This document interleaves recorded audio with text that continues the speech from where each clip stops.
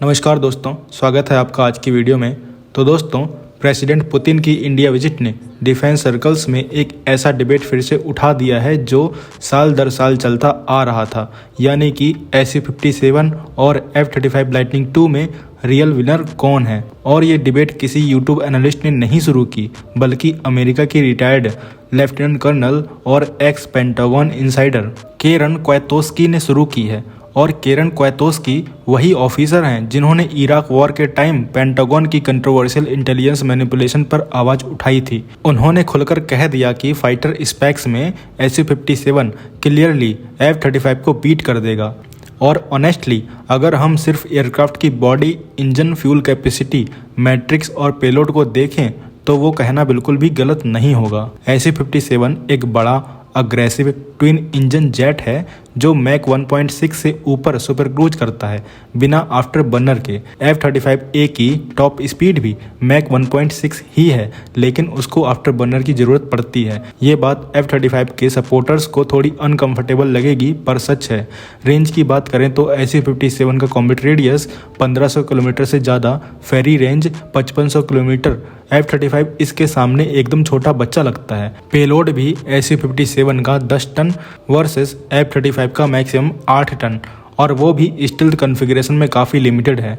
Thrust vectoring, 3D manoeuvrability, dog fight characteristics, ये सब areas SU-57 को एक एयर कॉम्बैट मॉन्स्टर बना देते हैं। लेकिन यहाँ आता है वो पार्ट जो हर बार अमेरिकन फाइटर्स को गेम चेंजर बनाता है। F-35 प्लेटफॉर्म में एक चीज़ अनमैच्ड है कि वो US और नाटो का पूरा डिजिटल वॉर फाइटिंग इकोसिस्टम है। लिंक 16, MADL, सैटेलाइट फ्यूजन, आवाक्स इंटीग्रेशन। ये एयरक्राफ्ट एक फ्लाइंग नोड है, एक डिजिटल सोल्जर है जो डेटा ड्रिवन वॉर में साइन करता है। केरन क्वेतोस्की का मेन पॉइंट ये है कि अगर आपका system US type C4 ISR network पर चल रहा है तो F-35 अच्छा लगता है, पर जब नेटवर्क बंद हो जाए और ग्राउंड रियलिटी टफ हो, तब जो फाइटर सच में टिकेगा वो SU-57 ही होगा। और इंडिया का कॉन्टेक्स्ट यहाँ बहुत क्रिटिकल है। FGFA प्रोजेक्ट कैंसिल होने के बाद इंडिया ने SU-57E के लिए इंटरेस्ट शो किया था, पर बहुत ही सावधानी से। अब पुतिन की विजिट के बाद SU-57 टेक्नोलॉजी ट्रांसफ़र और जॉइंट प्रोडक्शन की बात फिर से जिंदा हो गई है। बट यहाँ SU-57 अब पहले जैसा प्रोजेक्ट नहीं रहा। यूक्रेन में उसका लो ऑब्जर्वेबल परफॉर्मेंस टेस्ट हुआ है, सीरियल प्रोडक्शन डाउन हो रही है, लेकिन इंडिया को सिर्फ स्पेक्स नहीं, इकोसिस्टम चाहिए। हमें ये देखना पड़ेगा कि SU-57 हमारे राफेल सेंट्रिक डॉक्ट्रिन के साथ अलाइन होता है या नहीं। अगर नहीं हो पाएगा तो ये फीचर्स किस काम के। तो अगली खबर की बात करें तो इंडियन एयरफोर्स ने ऑफिशियली इंटरेस्ट सबमिट किया है S-500 सिस्टम के लिए, जो दुनिया का सबसे एडवांस एंटी शिप शील्ड माना जाता है। लेकिन रसिया का जवाब थोड़ा डिसअपॉइंटिंग था कि अभी हम S-500 को किसी को एक्सपोर्ट करने की पोजीशन में ही नहीं है, इंडिया को भी नहीं। और ऑनेस्टली ये सही बात भी है कि जब रसिया खुद हाइपरसोनिक थ्रेट के बीच खड़ा है तो वो दुनिया को S-500 बेचने की जल्दी कैसे करेगा। लेकिन पॉजिटिव बात यह है कि रसिया ने क्लियरली बोला है कि इंडिया ही इसका पहला फॉरेन कस्टमर होगा, और S-400 के एक्सपेंडेड ऑर्डर और नेक्स्ट जनरेशन इंटरसेप्टर की को डेवलपमेंट, ये दोनों इंडिया को ब्रिज कैपेबिलिटी देंगे। India already world's most advanced defence network develop कर रहा है। S-400, XRSAM, बराक 8 और प्रोजेक्ट कुसा, चाइना के DF-21D और पाकिस्तान के क्रूज मिसाइल्स को काउंटर करने के लिए ये सब बहुत काम आएंगे। अब आते हैं नेक्स्ट अपडेट पे। तो इंडिया एक sea based ballistic missile defence system बना रहा है, और फेज 2 इंटरसेप्टर्स AD-1 और AD-2 अब नेवल कॉन्फ़िगरेशन में टेस्ट हो चुके हैं। ये मिसाइल हाइपरसोनिक क्लास में आते हैं। AD-1 ऑलरेडी 150 किलोमीटर अल्टीट्यूड और मैक 5 से ज़्यादा की कैपेबिलिटीज़ के साथ IRBM को इंटरसेप्ट कर चुका है। AD-2 जो मैक 6 या 7 पे ऑपरेट करेगा, जो एक्सो एटमॉस्फेरिक किल्स के लिए बन रहा है।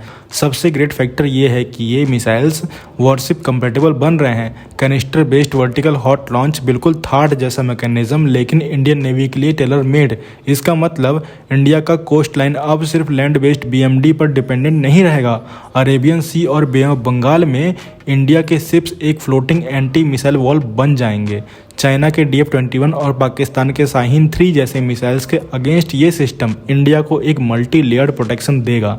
Swordfish over the horizon radar upgrade, ESA ship radars, floating test range vessel trials, ये सब इंडिकेट करते हैं कि 2027 तक इंडिया एक third plus S-500 type hybrid shield achieve कर लेगा। यहाँ तारीफ ये बनती है कि DRDO ने डिलेज के बाद भी कमबैक किया है।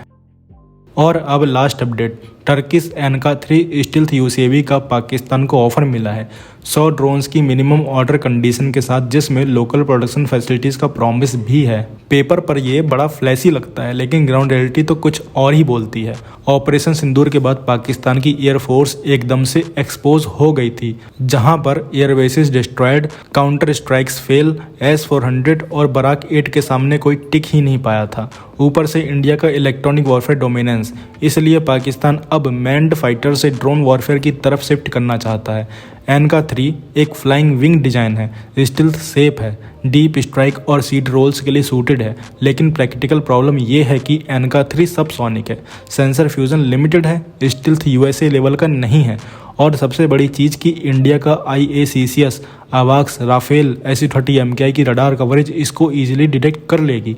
सो थ्योरी में UCAV स्वॉर्म आइडिया स्ट्रॉन्ग जरूर लगता है, लेकिन India already Ghatak UCAV, Swift, Tapas और लॉइटरिंग म्यूनिशन पर काम कर रहा है।